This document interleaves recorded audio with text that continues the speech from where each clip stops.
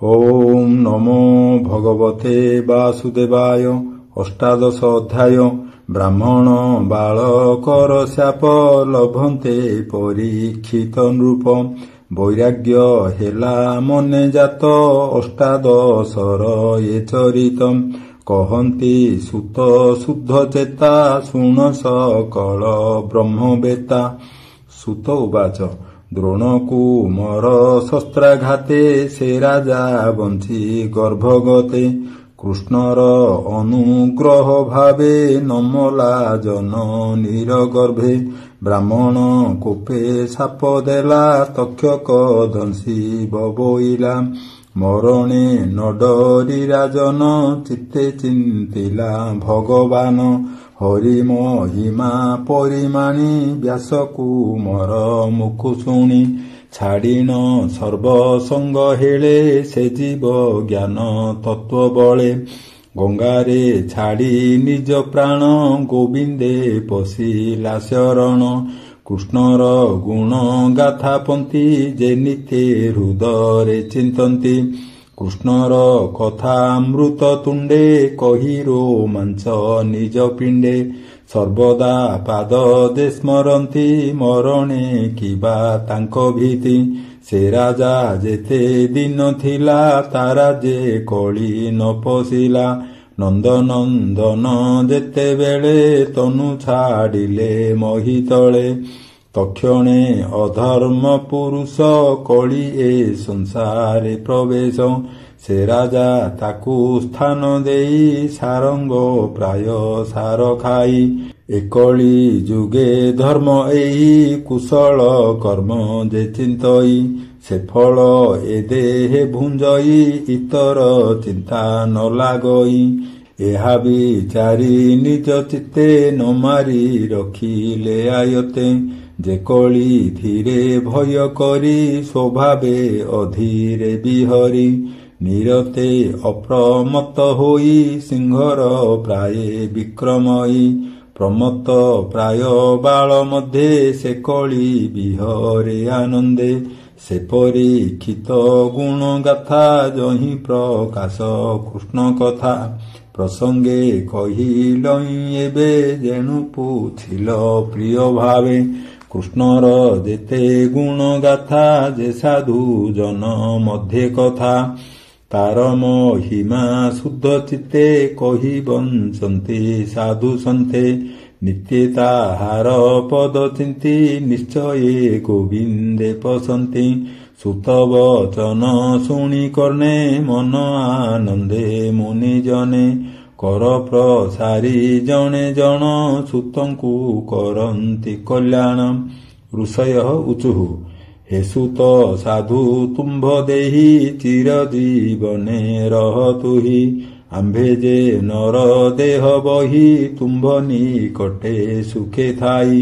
कृष्ण अमृत कथा मान तोर बदनु कर्णे पान। करि बंचिलु दिना केते सुसाधु संगर आयते। ए यज्ञ कर्मे आम्भ चित्त वेद वचने मोहगत। ए यज्ञ धूमे धूमाकुल आम्भर आत्माहीन बल।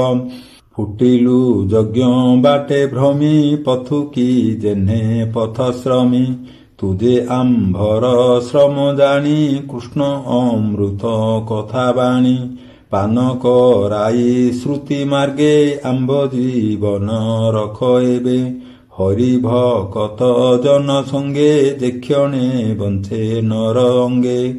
ता संगे स्वर्ग भोग मोक्ष केतुल्य करिब प्रत्यक्ष। एणु जे करे साधु संग तरई ए भव तरंग। प्राणी जीवने आशा जेते एथु अधिक कि जगते। कृष्ण कथारे रस जेते ताहा आस्वादी शुद्ध चिते। केबार सज्ञ ताहा तेजे कर्ण जिह्वारे सुखे भुंजे। जाहार गुण अंत नाही स्वभावे निर्गुण बोलाई।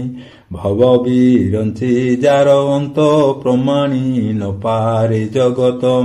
ଏଣୁ ଭକତ ପ୍ରାଣୀଙ୍କର ଭାବୁକ ମଧ୍ୟେ ତୁମ୍ଭେ ବର ମହତ ଜନଙ୍କ ଶରଣ ଯାହାର ଅଭୟ ଚରଣ ସେ କୃଷ୍ଣ ଉଦାର ଚରିତ ବିଶୁଦ୍ଧ ରସେ ଆମ୍ଭ ଚିତ୍ତ ଲୋଭିଲା ମଧୁକର ପ୍ରାୟେ ଭୋମୁନି କର ତୁଷଦୟେ କହ ଗୋବିନ୍ଦ ରସ କଥା ଯେଣେ ଖଣ୍ଡିବ ଭବ ବ୍ୟଥା ସେ ମହାଭାଗ ପରୀକ୍ଷିତ ଭକତ ମଧ୍ୟେ ବୁଦ୍ଧିମନ୍ତ ବ୍ୟାସନନ୍ଦନ ମୁଖୁ ଶୁଣି ନିର୍ମଳ ଭାଗବତ ବାଣୀ କୃଷ୍ଣର ପାଦ ପଦ୍ମଗନ୍ଧେ ଭୃଙ୍ଗ ଦେଶନେ ମକରନ୍ଦେ ଗରୁଡ଼ ଧ୍ୱଜ ପାଦ ମୂଳେ ପ୍ରାଣ ନିବେଶୀ ଗଙ୍ଗା ଜଳେ ପଶିଲା ସର୍ବଭୟ ତେଜି ହରିଚରଣେ ଭାବେ ଭଜି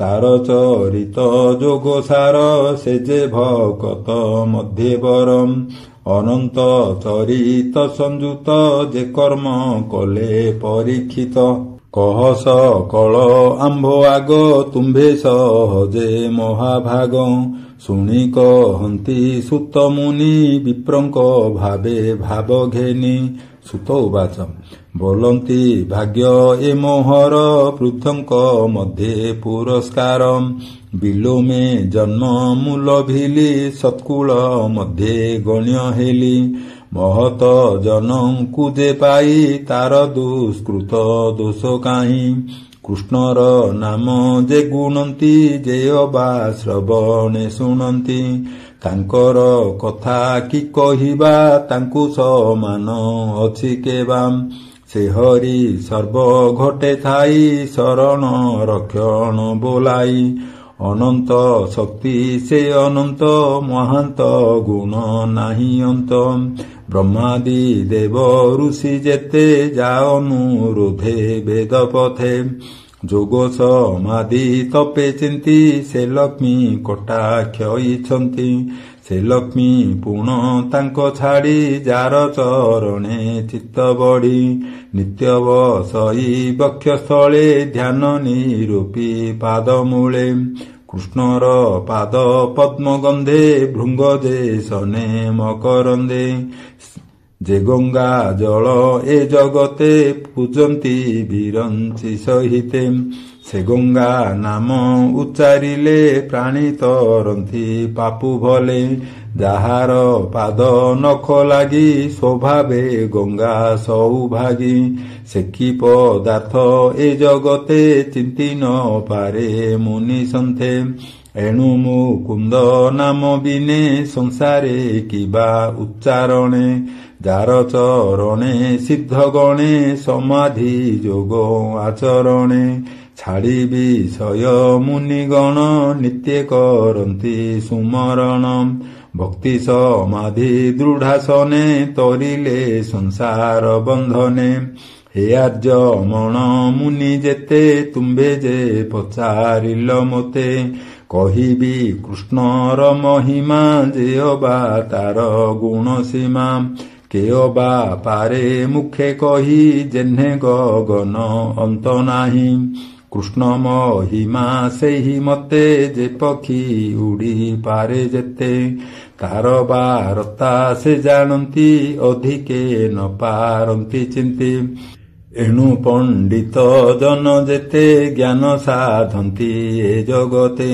ବିଷ୍ଣୁର ମହିମା ବିଚାରେ ସହସ୍ର ଜନ୍ମେ କେବା ପାରେ ଏବେ ହୋ ଶୁଣ ବିପ୍ରଜନେ ହରିଚରିତ ଶୁଦ୍ଧ ମନେ ସେ ପରୀକ୍ଷିତ ଏକ ଦିନେ ମୃଗୟା ଅର୍ଥେ ଗଲା ବନେ ମୃଗ ନ ପାଇ ଘୋର ବନେ କ୍ଷୁଧିତ ତୃଷିତ ବଦନେ ଜଳ ନ ପାଇ ପଥଶ୍ରମେ ମିଳିଲା ମୁନିଙ୍କ ଆଶ୍ରମେ ଦେଖଇ ଏକ ବୃକ୍ଷ ତଳେ ବ୍ରାହ୍ମଣ ଆସନ ନିଶ୍ଚଳେ ଆନନ୍ଦେ ମୁଦ୍ରିତ ଲୋଚନେ ଆତ୍ମାନିବେଶୀ ଯୋଗ ଧ୍ୟାନେ ନିଶ୍ଚଳ ଆତ୍ମା ମନ ବୁଦ୍ଧି ପବନ ନବ ଦ୍ୱାରେ ରୁନ୍ଧି ଇନ୍ଦ୍ରିୟ ଗଣ ପ୍ରତ୍ୟାହାରେ ଧ୍ୟାନ ଧାରଣା ନିର୍ବିକାରେ ଆଧାର ଲିଙ୍ଗ ନାଭି ହୃଦେ କଣ୍ଠମଣ୍ଡଳ ଭୁରୁ ମଧ୍ୟେ ମନ ପବନ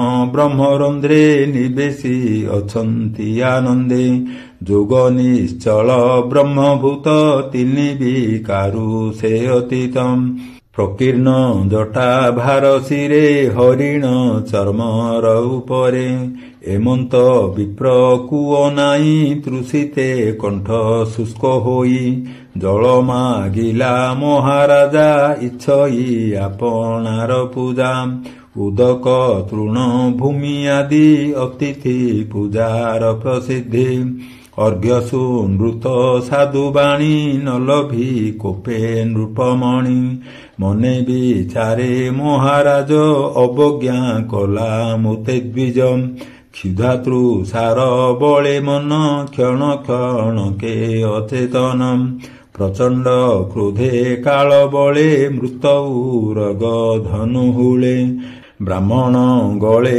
ନେଇ ଦେଲା ତକ୍ଷଣେ ନିଜ ପୁରେ ଗଲା ପଥେ ଚଳନ୍ତେ ନୃପମଣି ବ୍ରାହ୍ମଣ କଥା ମନେ ଗୁଣି ବୋଲଇ କପଟ ଏହାର ନିଶ୍ଚଳ ସମାଧି ଗୋଚର ସର୍ବ ଇନ୍ଦ୍ରିୟର ନିବୃତ୍ତି ନୟନ ବୁଝି କିମ୍ପାଛନ୍ତି କିବା ଏ ରାଜାଙ୍କ ଆଗତ ନିମିତ୍ତେ କରି ଦୃଢ ବ୍ରତ ଏତେ ଅବଜ୍ଞାନର ଦେହେ କ୍ଷତ୍ରିୟ ଜନ୍ମେ କେବା ସହେ ଏମନ୍ତେ ଗଲା ନରନାଥ ତକ୍ଷଣେ ବ୍ରାହ୍ମଣର ସୁତ ବାଳକ ସଙ୍ଗେ କ୍ରୀଡ଼ା କରେ ତେଜେ ଅନଳ ରୂପ ଧରେ ରାଜାର ଆଗମନ କଥା ପିତାର ଯେ ମନ୍ତବ୍ୟ ବ୍ୟବସ୍ଥା ବାଳକ ମୁଖୁ ଶୁଣି ତହିଁ ମନେ ଭାଳଇ କୋପ ବହି ସଂସାର ଧର୍ମ ଯେ ପାଳକ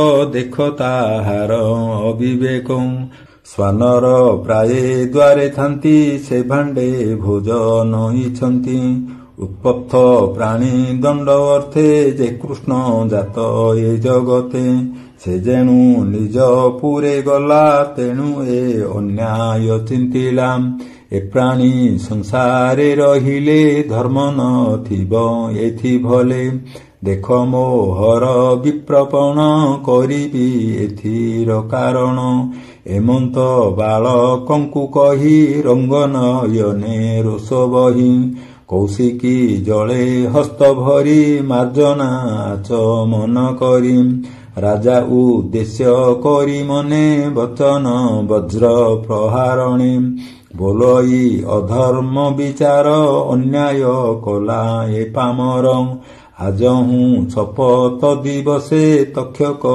ଆସି ମହାରୁଷେ ତାର ଶରୀର ବେଗେ ଖାଉ ଏ ଯେ ଅନ୍ୟଥା କେବେ ନହୁ ମୋର ପିତାର ଦ୍ରୋହକାରୀ ସେ କିମ୍ପା ଥିବ ଦେହ ଧରି ଏମନ୍ତ ସାପ ତାକୁ ଦେଇ ମିଳିଲା ପିତା ପାଶେ ଯାଇ ପିତାର ଗଳେ ସର୍ପ ଦେଖି କାନ୍ଦଇ ଅତି ଦୁଃଖେ ଦୁଃଖୀ ପୁତ୍ର ରୋଦନ କର୍ଣ୍ଣେ ଶୁଣି ଧ୍ୟାନ ତେଜିଲା ବିପ୍ରମଣି ସେ ଅଙ୍ଗୀ ରସ ନିଜାସନେ ଚାହିଁଲା ଉନ୍ମୀଳ ଲୋଚନେ ଆପଣା ଗଳେ ସର୍ପ ଦେଖି ଉଠିଲା ଆସନ ଉପେକ୍ଷୀ ଗଳାରୁ ସର୍ପକୁ ପକାଇ ପୁଛଇ ପୁତ୍ର ମୁଖ ଚାହିଁ ହେ ପୁତ୍ର କାନ୍ଦୁ କିସ ଅର୍ଥେ କେ ପ୍ରାଣୀ ଶୋକ ଦେଲା ତୋତେ ପିତା ବଚନ ଶୁଣି ବଳା ସଂକ୍ଷେପୀ ସକଳ କହିଲା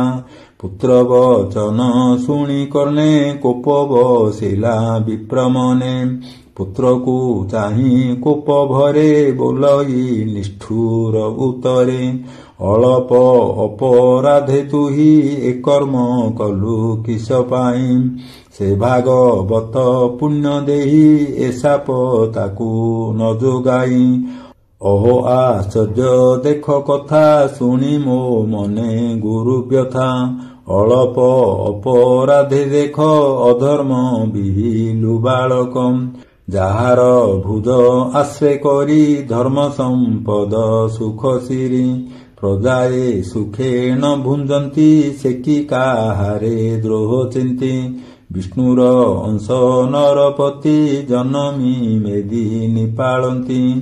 ଏବେ ରାଜାର ଅନ୍ତେ ମହି ଚୌର୍ଯ୍ୟ ବଳ ଦର୍ପ ବହି। ଅରକ୍ଷ ମେଷ ଦୂତ ପ୍ରାୟେ ଲୋକ ନ ଶିବେ ଚୋର ଭୟେ। ଧନ ହରିବେ ଅନ୍ୟ ଅନ୍ୟେ ପ୍ରଜା ପଶିବେ ଘୋର ବନେ। ନିର୍ଭୟେ ପଶୁଙ୍କୁ ହିଂସିବେ ପରର ମଣି ନ ମାନିବେ। ଅନାଥ ହୋଇବ ସଂସାର ସେ ପାପ ହୋଇବ ଆମ୍ଭରମ୍। ଧର୍ମ ଛାଡ଼ିବ ଚାରିପାଦେ ଯେବା ବିହିତ ଅଛି ବେଦେ। ବର୍ଣ୍ଣ ଆଶ୍ରମ ଯେ ଆଚାର ଏ ତିନି ଧର୍ମ ଯେ ବେଦର। ସେ ଧର୍ମ ତେଜି ଦୂରତରେ ପଶିବେ ଅଧର୍ମ ବେଭାରେ। ସର୍ବେ ବୁଡ଼ିବେ ଅର୍ଥ କାମେ ବଞ୍ଚିବେ ଶ୍ୱାନ କପି ଧର୍ମେ। ଏ ଧର୍ମ ପାଳ ନରପତି ସୁକୃତବନ୍ତ ଚକ୍ରବର୍ତ୍ତୀ। ସାକ୍ଷାତେ ମହାଭାଗବତ ସେ ରାଜ ଋଷି ପରୀକ୍ଷିତ। କଲା ଯେ ତିନି ଅଶ୍ୱମେଧି ଆଗମ ନିଗମ ପ୍ରସିଦ୍ଧି। କ୍ଷୁଧାତୃଷାରେ ବୁଲିବନେ ମିଳିଲା ମୋହର ଆଶ୍ରମେ। ତାହାକୁ ଶାନ୍ତି ତୁ ନ କଲୁ ବିଶେଷେ ଘୋର శాପ ଦେଲୁ। ସେ ଆମ୍ବ శాପ ଯୋଗ୍ୟ ନୁହେ ଅଶେଷ ଧର୍ମେ ଦେହ ବହେ। ଏମନ୍ତେ ବିଷ୍ଣୁଙ୍କୁ ସେ ଧ୍ୟାଇ ବ୍ରାହ୍ମଣ ବୋଲେ ତ୍ରାହି ତ୍ରାହି। ନିଷ୍ପାପ ଭୃତ୍ୟକୁ ଏ ବଳେ ଦ୍ରୋହ ଚିନ୍ତିଲା ମହି ତଳେ। ଅଳପ ବୁଦ୍ଧି ଏ ବାଳକ ଏହାର ମନେ କଲା ଦୁଃଖ। ଭୂନାଥ କରୁଣା ସାଗର ବାଳକ ଦୋଷ କ୍ଷମା କର। ନିନ୍ଦା କପଟ ଅବଜ୍ଞାନ ସାପ ତାଡ଼ନ ଆଦିମାନ। କଲା ପ୍ରାଣୀ କି ପ୍ରତିକୃତ ନ କରେ ଯେ ତୋର ଭକତ। ତୋହର ଭକତ ଯେ ଜନ କୋପନ ବସେ ତାର ମନ। ପ୍ରାଣୀଙ୍କ ଅପରାଧ ସହେ ତୋହର ଭାବେ ଚିତ୍ତ ବହେ। ଅତି ଅନ୍ୟାୟ କର୍ମ ମୋର ମୁଁ କର୍ମହୀନ ଦୁରାଚାର। ନିରପରାଧେ ଦ୍ରୋହ ଚିନ୍ତି ଏ ମୋର ଚିତ୍ତେ ଗୁରୁ ଭ୍ରାନ୍ତି। ଦେବହେଳନ କର୍ମ ମୋର ନିଶ୍ଚେ ଲଭିଲି ଦାମୋଦର। ଦୁଃଖ ମୁଁ ଲଭିବି ନିକଟେ ଘୋର ସଂସାର ସଙ୍କଟେ। ଏମନ୍ତେ ପୁତ୍ର ଅପରାଧେ ମହତ ସାପ ଅପବାଦେ। ଅନୁତାପିତ ବିପ୍ରବର ବୋଲେ ଗୋବିନ୍ଦ ରକ୍ଷା କର। ରାଜା ଯେ ଅପରାଧ କଲା ସେ କଥା ଚିତ୍ତେ ନ ଘେନିଲା। ଏ ନର ଲୋକେ ସାଧୁ ଯେତେ କୋପନ ବସେ ତାଙ୍କ ଚିତ୍ତେ। ପ୍ରାଣୀଙ୍କ ଦୋଷ ନ ଘେନନ୍ତି ସ୍ତୁତିରେ ହରସ ନୁହନ୍ତି। ପର ଦୁଃଖରେ ଦୁଃଖୀ ହୁଅନ୍ତି ସମଦୃଷ୍ଟିରେ ଆତ୍ମା ଚିନ୍ତି। ସେ ସାଧୁ ଜନଙ୍କର କଥା କେବେ ନୁହ ଇ ଅନ୍ୟଥା। ବୋଲଇ ଦାସ ଜଗନ୍ନାଥ ଭାଷା ପ୍ରବନ୍ଧେ ଭାଗବତ। ସୁଜନ ଜନଙ୍କର ହିତେ ଯେବା ପ୍ରକାଶ ମୋର ଚିତ୍ତେ। ସୁଜନେ ନଘେ ନିବ ଦୋଷ ମୁଁ ତୁମ୍ଭ ଦାସଙ୍କର ଦାସ। ଇତି ଶ୍ରୀମଦ୍ ଭାଗବତେ ମହାପୁରାଣେ ପାରମହଂସ୍ୟାଂ ସଂହିତାୟାଂ ପ୍ରଥମ ସ୍କନ୍ଧେ ବିପ୍ରଶାପୋପଲମ୍ବନଂ ନାମ ଅଷ୍ଟାଦଶୋऽଧ୍ୟାୟः। ଶ୍ରୀକୃଷ୍ଣଂ ସମର୍ପଣମସ୍ତୁ। ଓಂ ନମୋ ଭଗବତେ ବାସୁଦେବାୟ।